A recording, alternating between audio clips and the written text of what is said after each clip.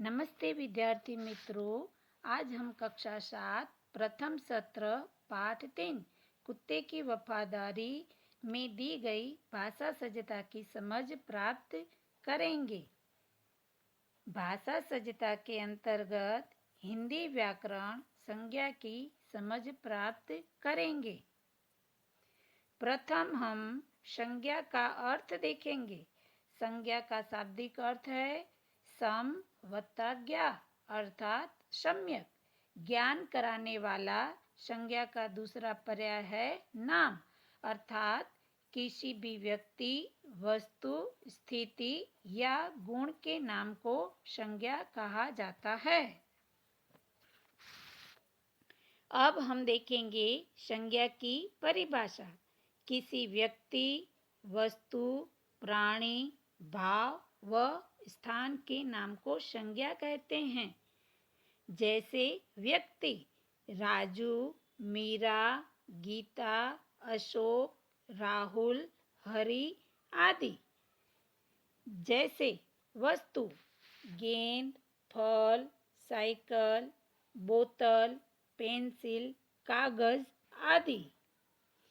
जैसे प्राणी मनुष्य, पशु, पक्षी, गाय, घोड़ा आदि। भाव क्रोध, खुशी, प्रेम, ईर्ष्या, दुख, भूख, प्यास आदि। स्थान दिल्ली, मुंबई, मद्रास, कलकत्ता, मथुरा आदि।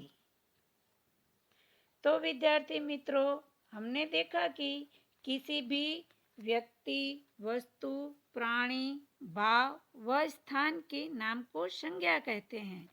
अब हम उसके भेद समझेंगे। विद्यार्थी मित्रों, संज्ञा के मूल रूप से 3 भेद होते हैं। पहला व्यक्तिवाचक संज्ञा, दूसरा जातिवाचक संज्ञा, तीसरा भाववाचक संज्ञा। जातिवाचक संज्ञा के 2 उपभेद हैं। पहला द्रव्यवाचक संज्ञा, दूसरा समूहवाचक संज्ञा। इन 2 उपभेदों को मिलाकर कुल 5 भेद हो जाते हैं। इनमें से हम आज 2 भेद समझेंगे, व्यक्तिवाचक संज्ञा और जातिवाचक संज्ञा। प्रथम व्यक्तिवाचक संज्ञा, जिनसे किसी एक ही व्यक्ति, वस्तु या स्थान विशेष का पता चले। जैसे गंगा, यमुना, कृष्णा, कावेरी आदि नदियां हैं, पर क्योंकि इनके नाम विशेष बताए जा रहे हैं, इसलिए यह व्यक्तिवाचक संज्ञा का है। दिल्ली, मुंबई, लखनऊ, सोनीपत आदि नगरों के नाम हैं, पर क्योंकि इनके नाम विशेष बताए जा रहे हैं, इसलिए यह व्यक्तिवाचक संज्ञा है। हिमालय, विंध्याचल, एल्प्स आदि पहाड़ है, पर क्योंकि इनके नाम विशेष बताए जा रहे हैं, इसलिए यह व्यक्तिवाचक संज्ञा है। महाभारत, रामायण, वेद, उपनिषद आदि यह सब ग्रंथ है, पर क्योंकि इनके नाम विशेष बताए जा रहे हैं, इसलिए यह व्यक्तिवाचक संज्ञा का उदाहरण है। इस प्रकार व्यक्तियों के नाम, सागरों के नाम, देश के नाम, महीनों, दिनों के नाम, त्योहारों के नाम आदि सभी व्यक्तिवाचक संज्ञा का उदाहरण है। तो विद्यार्थी मित्रों, हमने देखा कि किसी एक ही व्यक्ति, वस्तु या स्थान विशेष का पता चले, उसे व्यक्तिवाचक संज्ञा कहते हैं। तो विद्यार्थी मित्रों, अब आप यहाँ पर दिए गए शब्दों में से व्यक्तिवाचक संज्ञा के ऊपर राइट की निशानी कीजिए। तो बताइए। हाँ, वीर सावरकर, मोहन, गिरनार, गुजरात, तापी। बिल्कुल सही।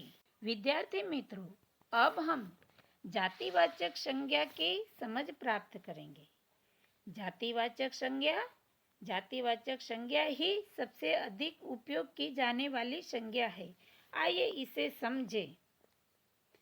गंगा, यमुना, कृष्णा, कावेरी आदि व्यक्तिवाचक संज्ञा का उदाहरण है, पर जब हम केवल नदी कह देंगे तो यह जातिवाचक संज्ञा का उदाहरण होगा। हिमालय, विंध्याचल, एल्पस आदि व्यक्तिवाचक संज्ञा का उदाहरण है, पर जब हम केवल पहाड़ कह देंगे तो यह जातिवाचक संज्ञा का उदाहरण होगा। महाभारत, रामायण, वेद, उपनिषद आदि व्यक्तिवाचक संज्ञा का उदाहरण है। जब हम केवल ग्रंथ कह देंगे तो यह जातिवाचक संज्ञा का उदाहरण होगा। इसी प्रकार पंडित, क्षत्रिय, जुलाहा, अध्यापक, कवि जातिवाचक संज्ञा के उदाहरण हैं। तो विद्यार्थी मित्रों, हमने देखा कि जो शब्द एक ही जाति के विभिन्न व्यक्तियों, प्राणियों, स्थानों एवं वस्तुओं का बोध कराते हैं, उन्हें जातिवाचक संज्ञाएं कहते हैं। तो अब आप इन शब्दों में से जातिवाचक शब्द छांटकर सूची बनाइए। सही सूची: छात्र, लड़का, पेड़, पर्वत, नदी, गाय आदि। विद्यार्थी मित्रों, अब देखो, यहाँ कोष्टक में कुछ शब्द दिए हैं जो व्यक्तिवाचक संज्ञा और जातिवाचक संज्ञा के हैं, किंतु मिक्स हो गए हैं। अब आपको इसे अलग करना है, व्यक्तिवाचक में और जातिवाचक में। तो प्रथम हम व्यक्तिवाचक: भारत, हिमालय, वीर सावरकर, नर्मदा, नीम का पेड़। अब जातिवाचक: नदी, सैनिक, पर्वत। विद्यार्थी मित्रों, अब आप कुछ शब्द सोचिए, जैसे कक्षा में हो, घर में हो, बाग में हो, और उन शब्दों को आप व्यक्तिवाचक और जातिवाचक में विभाजित कीजिए। धन्यवाद।